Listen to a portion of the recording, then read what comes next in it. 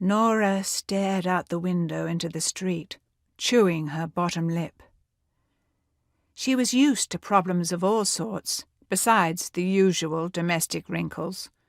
Broken bones, festering wounds, the doctor's repugnant but necessary trade in dead bodies.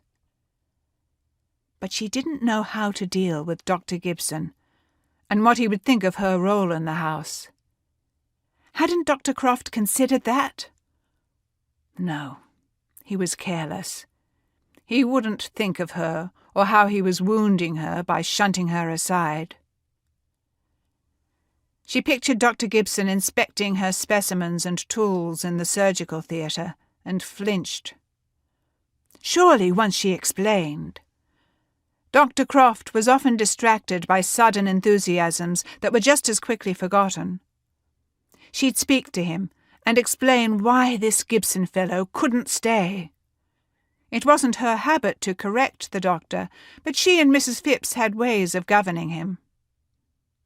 Nora grabbed her bonnet and an umbrella to shield her from the heat, and trundled down the stairs loudly, so she wouldn't have to hear Dr. Gibson humming to himself in Dr. Croft's consulting room. Somehow he'd inveigled his way there. Not a good sign. Mrs. Phipps didn't usually let visitors wait there, making them sit instead in the more demure sitting room. If she'd let him into the parlour, where Dr. Croft was known to leave some of his more noteworthy and alarming specimens, it meant she trusted him and felt no need to hide the peculiarities of their household.